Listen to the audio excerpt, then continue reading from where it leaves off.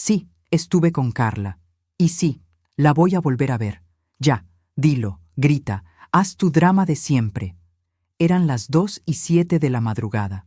Lo supe porque el reloj del microondas era lo único encendido en la cocina cuando Damián entró tambaleándose, con el saco al hombro y ese olor dulzón que no era el suyo pegado a la camisa. Un perfume floral, barato y agresivo, de esos que se quedan en la ropa aunque uno se bañe 3 veces. Yo tenía a Mateo dormido contra mi pecho, envuelto en la cobija de ositos que mi madre le había tejido antes de morir. Mi hijo tenía 5 meses y 11 días. No voy a gritar, le dije en voz baja para no despertar al niño. Damián se rió.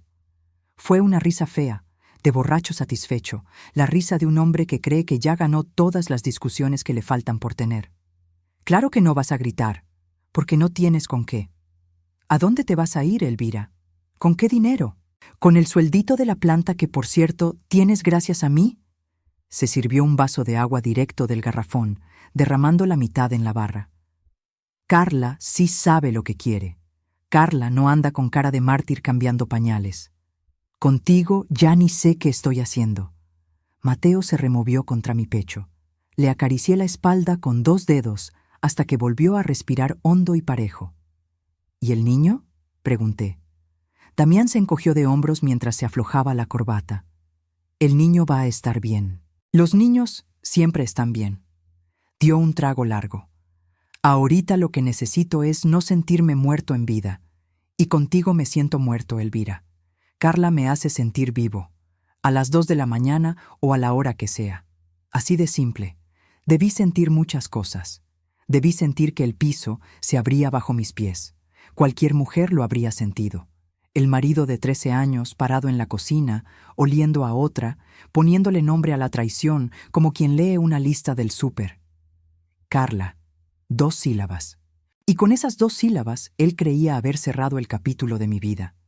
Pero lo que sentí, mientras lo miraba servirse el segundo vaso de agua de la planta que él creía suya, fue una calma extraña, casi líquida. La calma de quien por fin ve confirmado algo que sospechaba desde hacía meses y ya no tiene que fingir que no lo ve. Es raro cómo funciona el cuerpo. Uno se prepara para el golpe durante semanas, imagina el llanto, ensaya los reproches en la ducha, y cuando el golpe llega de verdad, llega envuelto en una serenidad que ni una misma se explica.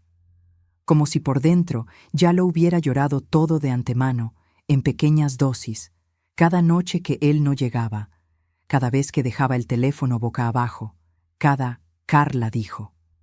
Miré a Mateo dormido contra mi pecho. Su boquita se movía apenas, soñando quién sabe qué sueñan los bebés de 5 meses. Y pensé, con una claridad fría, este hombre acaba de decir en voz alta que su hijo puede esperar mientras él se siente vivo. Esa frase no la iba a olvidar. Esa frase se me grabó en algún lugar donde ya no dolía, sino donde se toman las decisiones. Entiendo, dije. Solo eso. Entiendo. Y subí a acostar a Mateo, sintiendo los escalones fríos bajo mis pies descalzos, con el corazón latiendo despacio, casi en paz.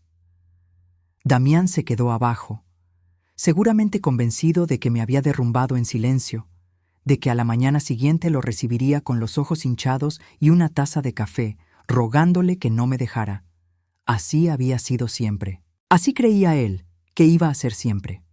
Pero para entender por qué no lloré esa noche y por qué a la mañana siguiente fue él quien se derrumbó, tengo que llevarlos unos meses atrás, a un río que ya casi no existe, a la firma de mi padre en un contrato viejo y a una promesa que hice frente a una cama de hospital.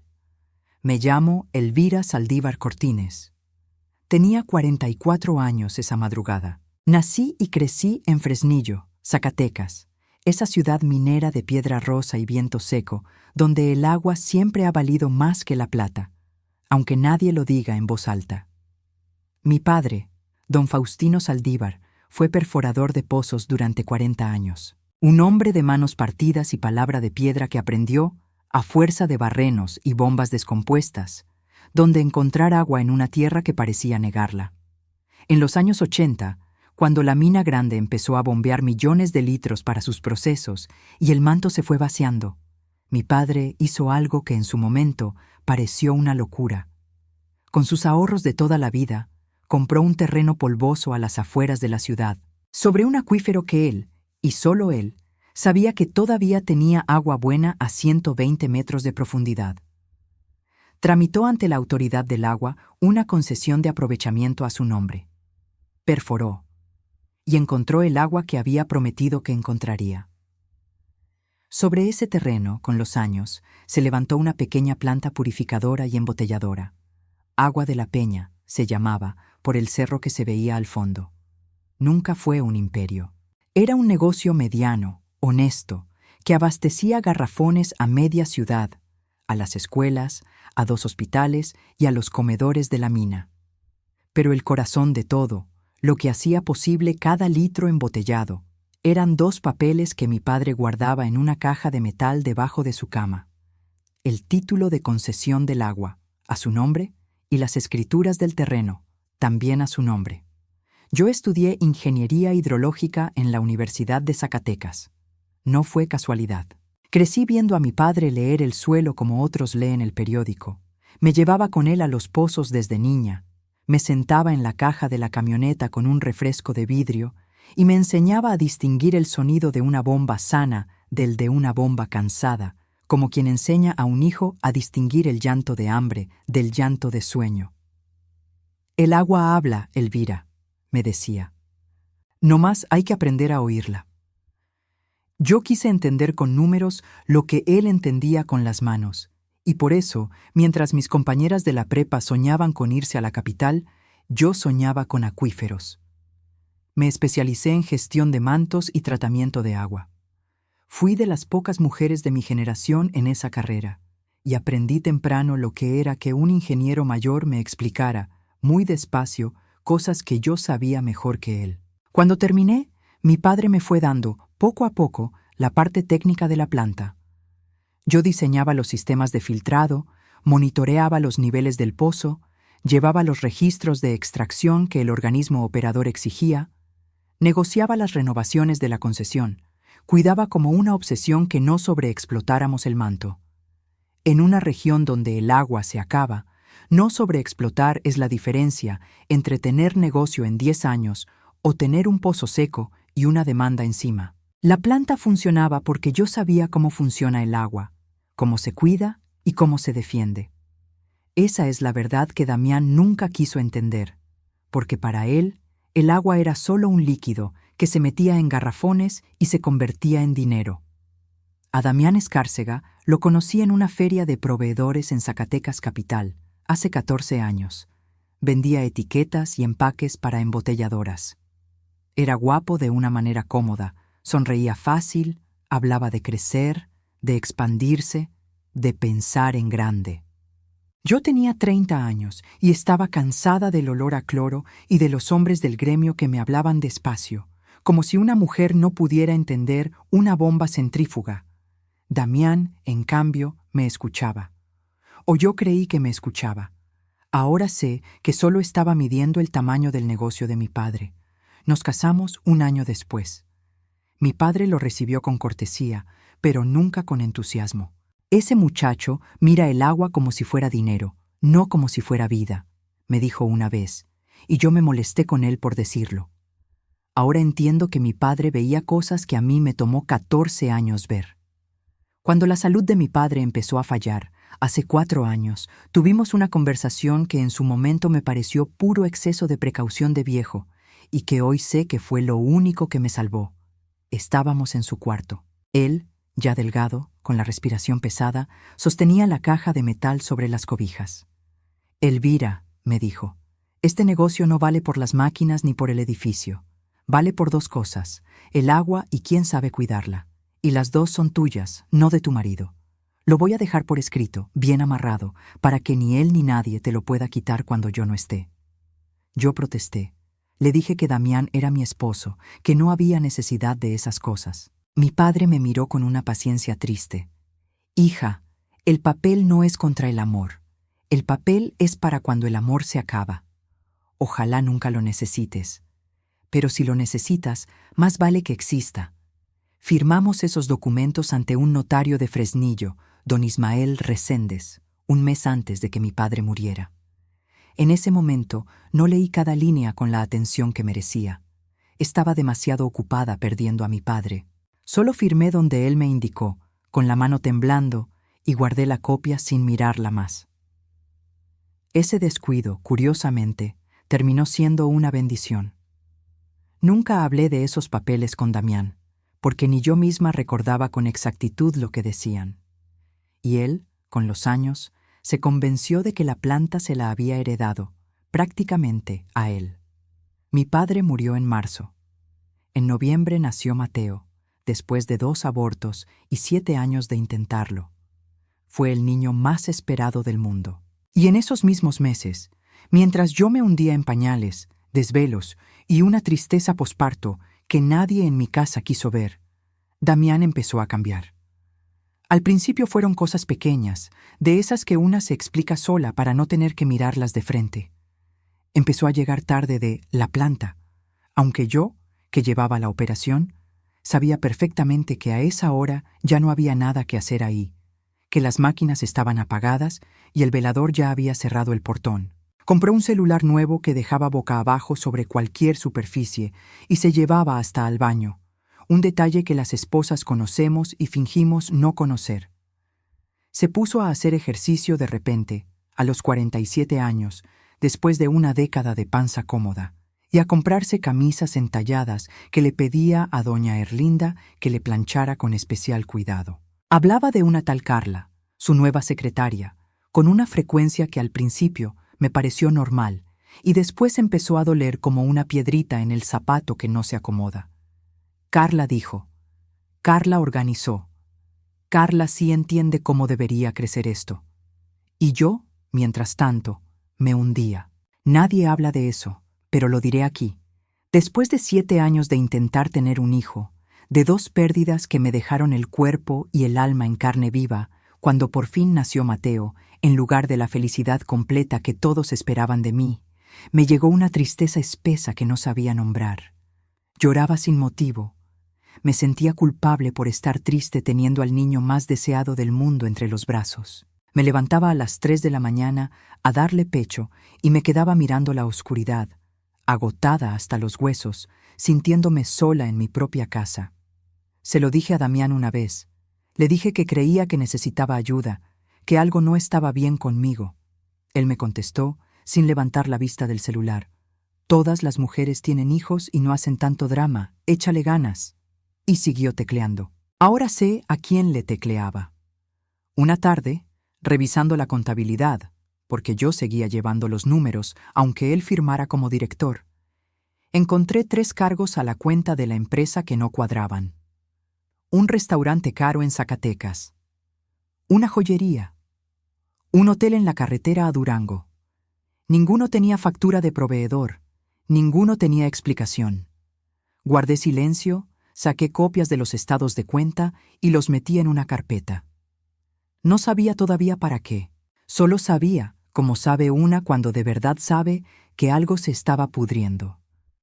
La segunda grieta llegó con doña Erlinda, la madre de Damián, que vivía con nosotros desde hacía 3 años.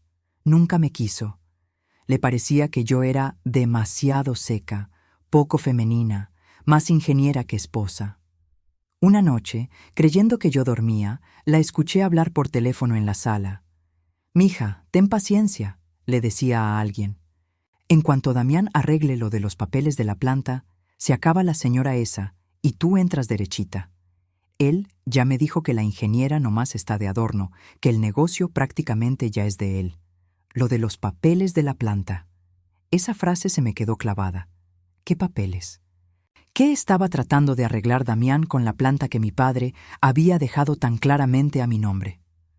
La respuesta llegó 2 semanas después, en un folder que Damián dejó sobre la mesa del comedor una mañana, con un post-it amarillo pegado encima. Firma donde marqué. Es para el banco, un refinanciamiento, urge. Reconocí la letra de la abogada de Damián, una tal licenciada que él había contratado sin decirme. Abrí el folder. Y aunque el lenguaje estaba disfrazado de tecnicismos, entendí lo que era. Un contrato de reestructuración societaria, donde yo, supuestamente, cedía la administración de la planta a una nueva sociedad, controlada por Damián, en garantía de un crédito. Enterrada en la página 4 había una cláusula que me transfería, además, la representación ante la autoridad del agua. En otras palabras, Damián estaba intentando que yo firmara, sin leer, la entrega de lo único que era verdaderamente mío. Cerré el folder despacio, como si dentro hubiera algo vivo que no quería despertar. Me temblaban las manos, pero no de miedo, de rabia fría, de esa que en lugar de nublar la vista, la afila. Volví a leer el post-it. Firma donde marqué. Es para el banco. Urge. La palabra urge, subrayada 2 veces. Un hombre que en 13 años nunca me había pedido nada con urgencia. De pronto tenía prisa porque yo firmara sin leer. Y por primera vez en meses dejé a Mateo dormido en su cuna. Subí al closet, moví las cajas de zapatos y las cobijas viejas y saqué la caja de metal de mi padre. Estaba fría y pesaba lo que pesan las cosas importantes. Me senté en el piso, con la espalda contra la pared, y empecé a leer, línea por línea, palabra por palabra, lo que mi padre y yo habíamos firmado ante don Ismael un mes antes de que él muriera. Aquella tarde de manos temblorosas apenas había mirado esos papeles. Ahora los leí como se lee una carta de amor o una sentencia, sin saltarme nada. Lo que leí me dejó sin aire. Mi padre no había sido descuidado. Mi padre había sido brillante.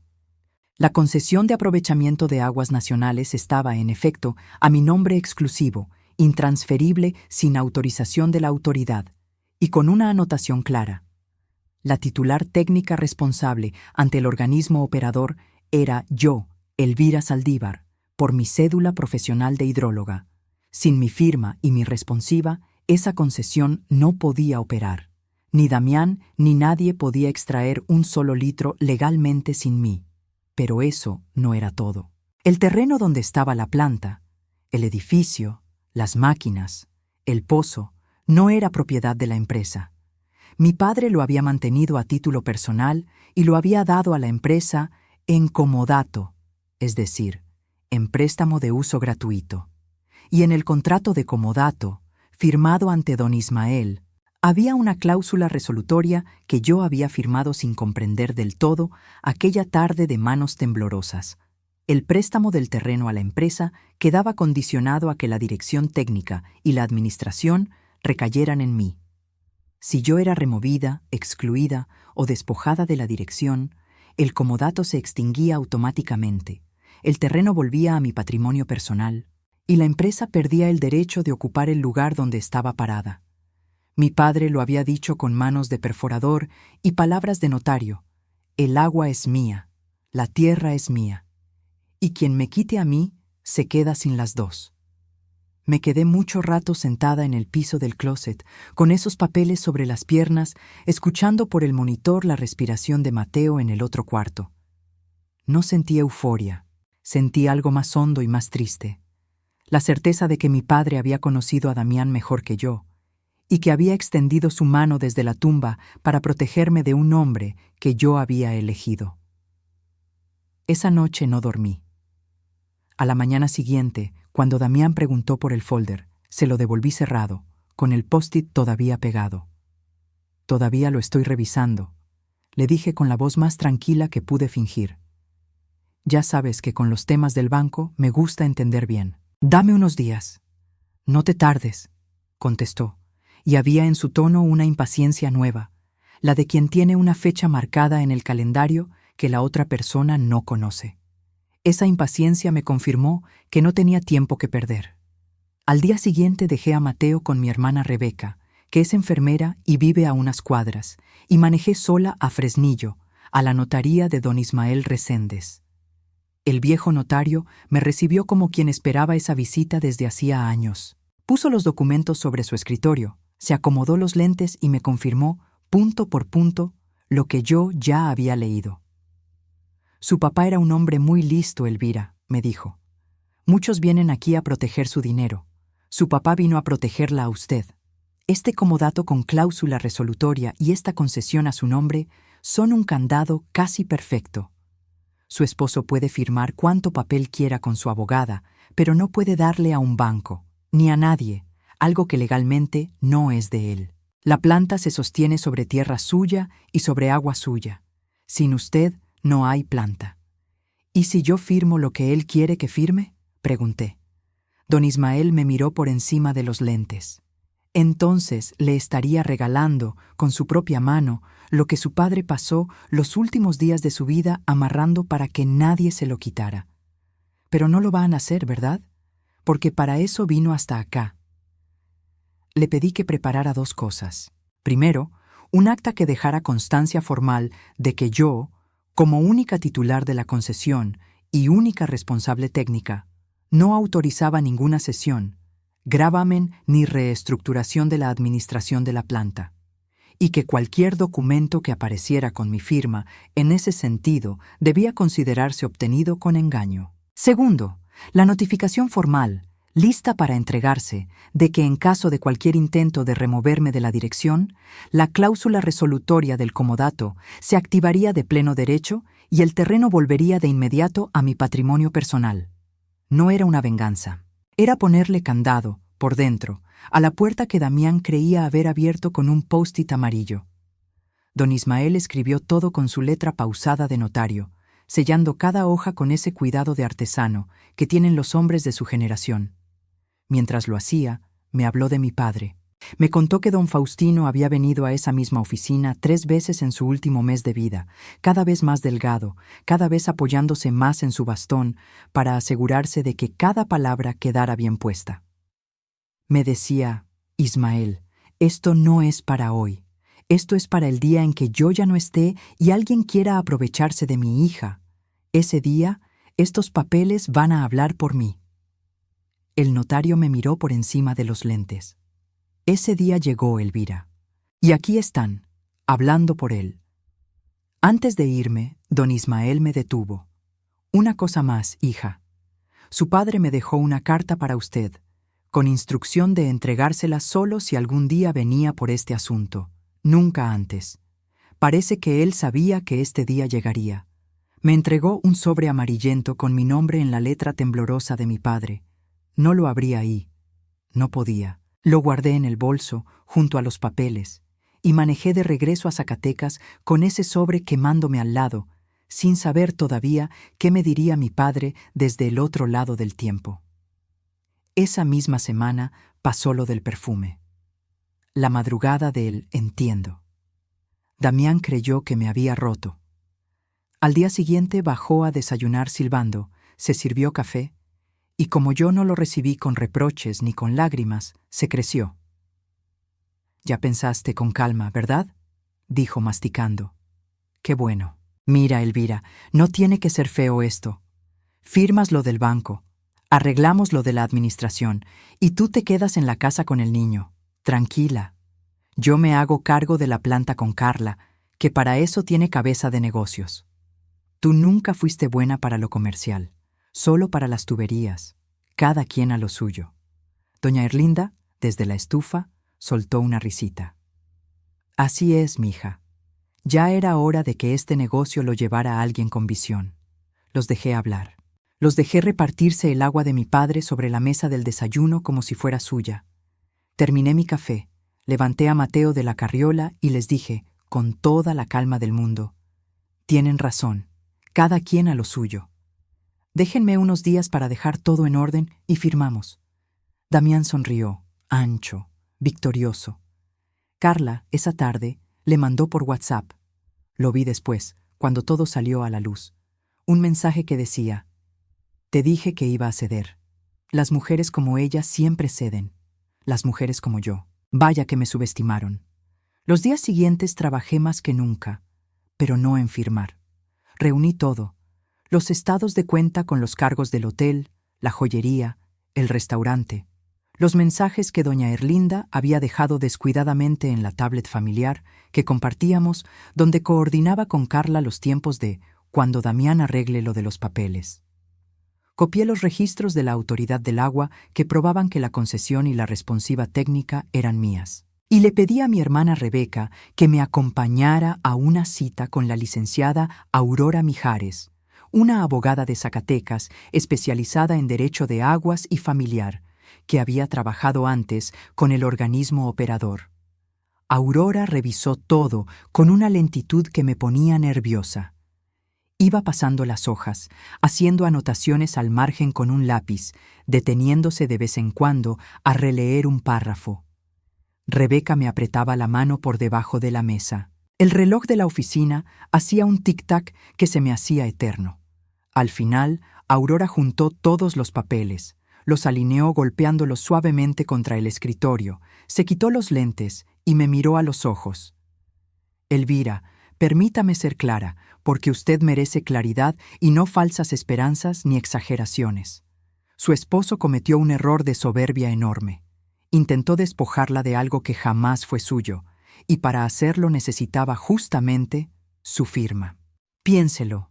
Es como el ladrón que le pide amablemente a la dueña de la casa que le abra la caja fuerte, porque él no tiene la combinación. Usted no solo no tiene ninguna obligación de abrirla, tiene todo el derecho del mundo de cambiarle la cerradura y avisarle al ladrón que ya no vuelva. La concesión es suya, intransferible sin su solicitud. El terreno es suyo, con esa cláusula resolutoria que es, se lo digo con admiración profesional, una joya de previsión. Y los desvíos de dinero de la empresa hacia gastos personales agravan muchísimo la posición de él, no la de usted. Hizo una pausa. Ahora, la pregunta importante no es qué puede hacer usted, porque puede hacer mucho. La pregunta es qué quiere hacer, porque las opciones van desde lo más suave hasta lo más contundente, y esa decisión es suya y de nadie más. Pensé en Mateo, pensé en mi padre, pensé en la palabra muerta en vida que Damián me había escupido a las 2 de la mañana. No quiero destruirlo por destruirlo, dije. Tengo un hijo con él, pero no voy a permitir que me quite lo que mi padre me dejó, ni que meta a otra mujer a manejar el agua de esta ciudad como si fuera su capricho. Quiero recuperar lo mío, protegerlo y que él entienda de una vez y para siempre que no soy de adorno. Aurora sonrió apenas. Entonces vamos a hacer las cosas bien, legales, firmes, y que nadie después pueda decir que usted actuó por venganza. Va a actuar por derecho. Esa noche, ya con Mateo dormido, abrí por fin el sobre de mi padre. Su letra temblaba, pero las palabras estaban firmes. Elvira, hija, si estás leyendo esto, es porque el agua se puso turbia, como yo temía. No te sientas tonta por no haberlo visto antes. El amor enturbia los ojos. Para eso existen los papeles y los viejos como yo. Recuerda una cosa que aprendí perforando. El agua buena siempre está más abajo de donde uno cree, y hay que tener paciencia y firmeza para llegar a ella. Tú tienes las dos. No firmes nada que no entiendas. No entregues lo que es tuyo por miedo a quedarte sola.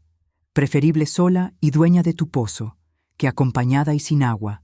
Te dejé el candado. Solo tienes que negarte a abrirlo. Tu padre, que te cuidó hasta desde donde ya no se ve. Lloré esa noche. Por fin. No por Damián, por mi padre, por el niño que dormía en la otra habitación sin saber que su abuelo lo estaba protegiendo desde una caja de metal. Lloré hasta quedarme vacía, y a la mañana siguiente amanecí con los ojos hinchados, sí, pero con las manos firmes. El momento llegó el lunes siguiente.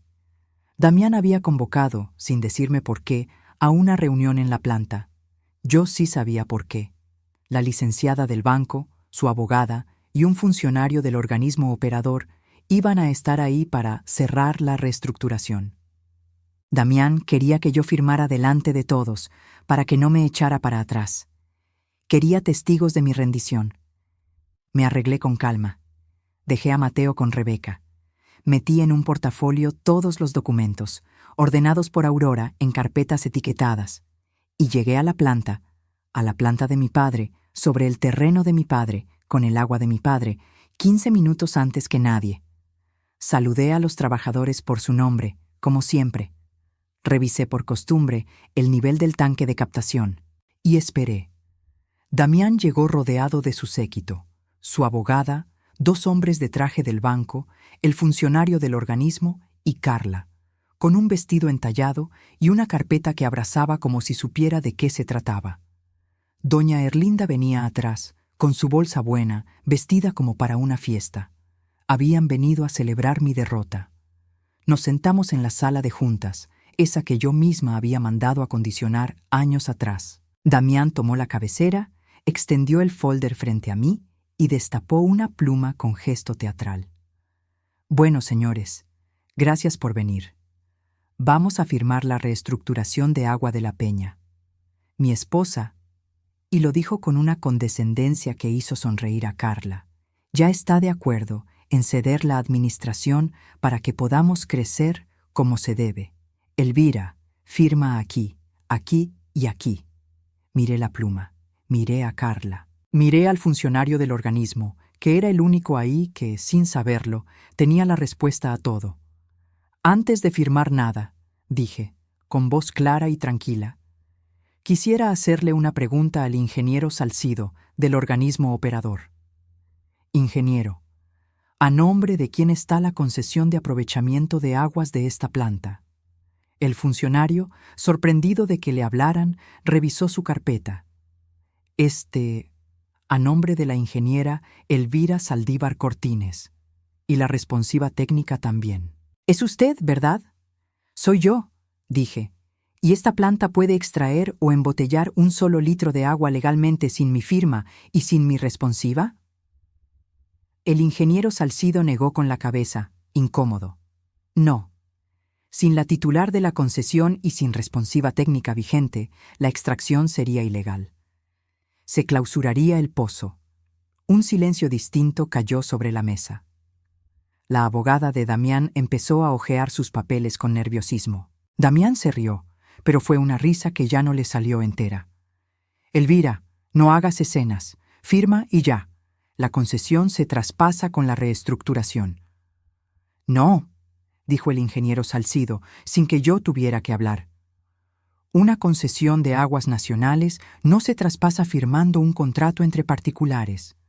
Requiere autorización expresa del organismo y la titular tendría que solicitarlo personalmente. Nadie me ha solicitado nada. Saqué la primera carpeta y la deslicé por la mesa hacia la abogada. Copia de la concesión, a mi nombre, intransferible sin mi solicitud, que no voy a hacer. Damián frunció el ceño, pero todavía creía que le quedaba una mano por jugar. Da igual el agua.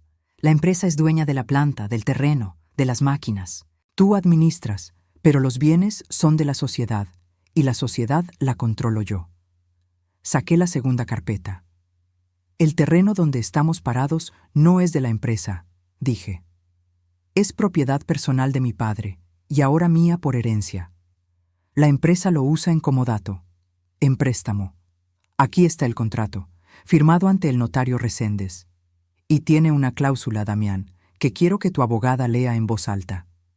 La cláusula 5. La abogada, pálida, buscó la página. Sus dedos temblaban apenas sobre el papel. La leyó en silencio primero, moviendo los labios, y algo en su cara cambió. Fue como ver a alguien darse cuenta, a media escalera, de que le falta un escalón. Levantó la vista hacia Damián con una expresión que ya no era de aliada, sino de abogada calculando cómo salir de un problema que no era suyo. Luego bajó los ojos y leyó en voz alta, con voz apretada. El comodato del terreno a favor de la empresa quedaba condicionado a que la dirección técnica y administrativa recayera en la ingeniera Elvira Saldívar Cortines.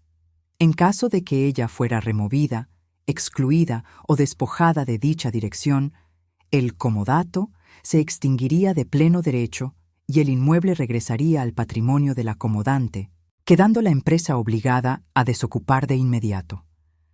Terminó de leer y dejó la hoja sobre la mesa como si le quemara los dedos. El silencio ahora era total. Ese silencio pesado, físico, que se siente en el pecho. El ingeniero Salcido se removió incómodo en su silla. Los hombres del banco se miraron de reojo. Hasta doña Erlinda, que había venido vestida de fiesta a celebrar mi caída, había dejado de acomodarse la bolsa y miraba a su hijo con la boca entreabierta, empezando a comprender. Traducido, dije. El segundo en que ustedes me remuevan de la dirección, la empresa se queda sin agua, porque el agua es mía, y sin terreno, porque la tierra es mía. Se quedan con máquinas embotelladoras que tendrían que sacar a la calle, porque no tendrían dónde ponerlas ni qué embotellar. Damián se levantó de golpe, con la cara enrojecida. «Esto es una trampa. Tu padre me tenía envidia. Yo levanté este negocio». Lo miré sin alterarme. Ahí, con toda la mesa como testigo, saqué la tercera carpeta. «Tú no levantaste nada, Damián. Tú firmabas. Y mientras firmabas, sacabas dinero de la empresa. Aquí están los cargos. El hotel en la carretera a Durango, la joyería, las cenas, ninguno con factura de proveedor. Todos pagados con la cuenta de agua de la Peña. Eso, ante el banco que vino hoy a darte un crédito, y ante un juez, tiene un nombre». Los dos hombres del banco se miraron entre sí y, discretamente, empezaron a guardar sus documentos.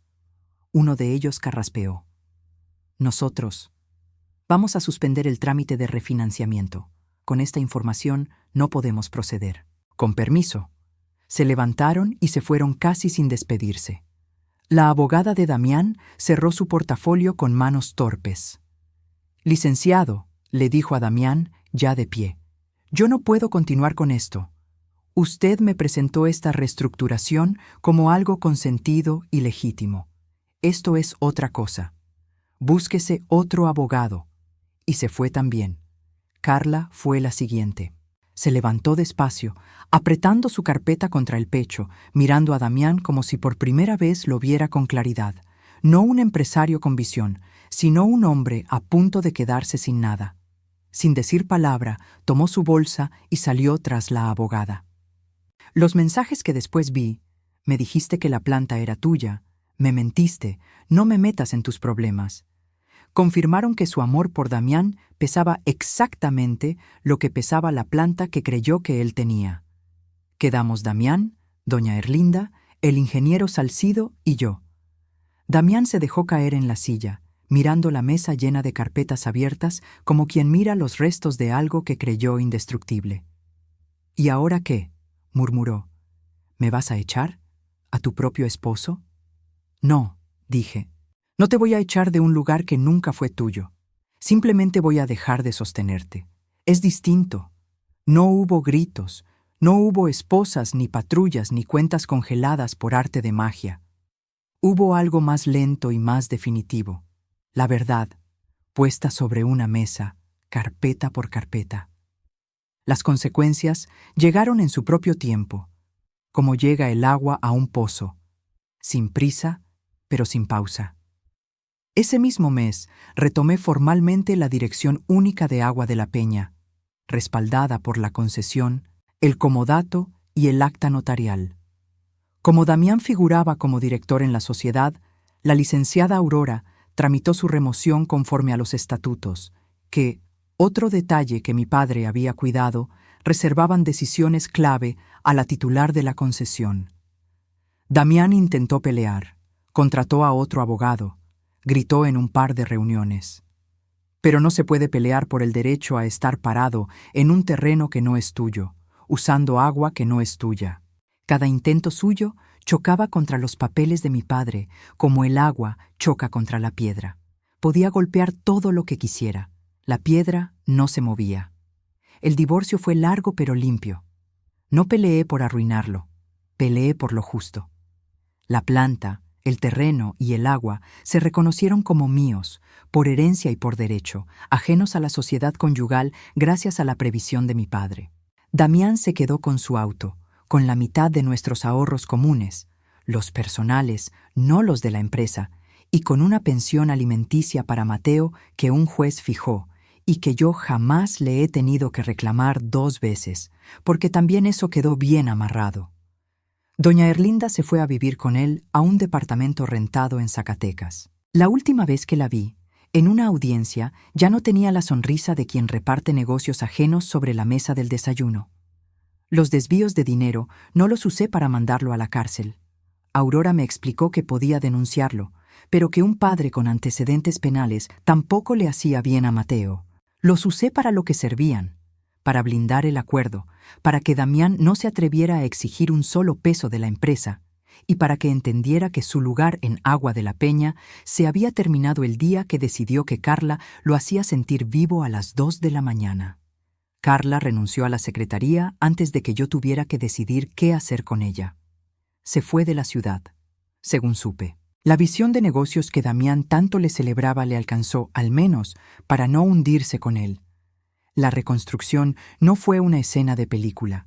Fue lenta y a ratos agotadora, como llenar una cisterna gota a gota. Hubo noches en que, con Mateo por fin dormido, me sentaba en la cocina, la misma cocina del perfume ajeno, la misma barra donde él se sirvió aquel vaso de agua, y me preguntaba en qué momento me había convertido en una mujer a la que su esposo llamaba muerta en vida. No me dolía ya la traición. Me dolía haberla permitido tanto tiempo. Me dolía haberme hecho pequeña para caber en el lugar que él me asignó. Fui a terapia con una psicóloga en Zacatecas, los martes, mientras Rebeca cuidaba a Mateo. Al principio iba a rastras, convencida de que las mujeres fuertes no van al psicólogo. Aprendí que estaba equivocada, que ir era justamente un acto de fuerza. Aprendí a nombrar la tristeza posparto que nadie en mi casa había querido ver, esa que Damián despachó con un «échale ganas». Aprendí que no estaba loca ni era exagerada, que mi cuerpo y mi mente habían atravesado algo real y que merecía cuidado. Y aprendí, sobre todo, que haber aguantado tanto no me hacía débil y que haber puesto un límite, por fin, no me hacía cruel. Poner un límite, me dijo la psicóloga una tarde, no es cerrarle la puerta al otro, es dejar de dejarte la puerta abierta a ti misma para que cualquiera entre a pisotearte. Reorganicé la planta con calma. Contraté a 2 mujeres jóvenes de Fresnillo, egresadas de la universidad, para el área comercial y de distribución, esa área que Damián juraba que yo no sabía manejar. Les di libertad, les enseñé el negocio desde el pozo hasta el garrafón, y resultó que sí sabía, que siempre supe, que lo único que me había faltado era espacio para hacerlo a mi manera y sin alguien restándome por dentro. Renegociamos los contratos con los hospitales y las escuelas. Modernicé el sistema de embotellado con parte de las utilidades que ya no se iban en cenas y joyerías. Agua de la Peña creció ese año más que en los 3 anteriores juntos. No porque yo tuviera de pronto visión de negocios, según la definía Damián, sino por algo mucho más simple. Nadie estaba desviando su sangre a hoteles de carretera, y la persona que llevaba el timón por fin creía en sí misma. Reencontré también a la gente que Damián, poco a poco, me había ido quitando. Retomé el café de los domingos con mis primas, que él siempre encontraba pretexto para acortar. Volví a hablar largo por teléfono con mis compañeras de la universidad. Descubrí que no estaba tan sola como él me había hecho creer. Que la soledad, muchas veces, no es que no haya nadie, sino que alguien a tu lado se dedica a apagarte las luces. Mateo cumplió 1 año, luego 2. Es un niño que ríe fuerte y le tiene un cariño raro al sonido de las bombas de la planta, como su abuelo, como su madre. A veces lo llevo conmigo un rato. Lo siento en mi regazo frente al tanque de captación y le digo, aunque todavía no entienda, «Esta agua es tuya, hijo. Tu bisabuelo la encontró, tu madre la cuida y nadie, nunca, te la va a quitar sin tu permiso. Guardo la caja de metal de mi padre en mi propio closet ahora. Adentro sigue el título de la concesión, el comodato y la carta. La abro de vez en cuando, no por miedo, sino por gratitud, porque un hombre de manos partidas, que apenas terminó la primaria, supo leer el corazón de otro hombre mejor que yo, que tengo un título universitario, y porque me enseñó que la protección más grande no siempre grita ni golpea. A veces solo firma, en silencio, un papel que nadie leerá hasta el día en que de verdad haga falta. Damián creyó que a las 2 de la mañana estaba eligiendo a Carla sobre nuestro bebé y que yo, muerta en vida, No tenía nada con qué defenderme. No entendió que esa madrugada no eligió entre dos mujeres. Eligió, sin saberlo, contra el agua, contra la tierra y contra la palabra de un viejo perforador que ya había previsto que este día llegaría. Si tú, que me escuchas, alguna vez firmaste sin leer, callaste para no pelear, o dejaste que alguien tratara tu trabajo y tu valor como si fueran de adorno, quiero que sepas esto. Hay una calma que no es rendición. Es la calma de quien sabe, aunque los demás lo ignoren, dónde está el agua buena. Y esa calma, tarde o temprano, se convierte en firmeza. No lloré la noche del perfume porque, en el fondo, ya sabía lo que él ignoraba, que el pozo era mío, que la tierra era mía, y que a las mujeres como yo no nos derrota que nos subestimen. Al contrario, ahí, justo ahí, empieza nuestra fuerza. Si esta historia te tocó, o si viviste algo parecido, cuéntamelo en los comentarios. Me gusta leer a quienes también aprendieron a defender lo suyo con dignidad. Y si quieres acompañarme en las próximas historias, aquí te espero, con el rumor de una bomba de agua al fondo y una caja de metal que ya nadie podrá volver a cerrar sobre mis derechos.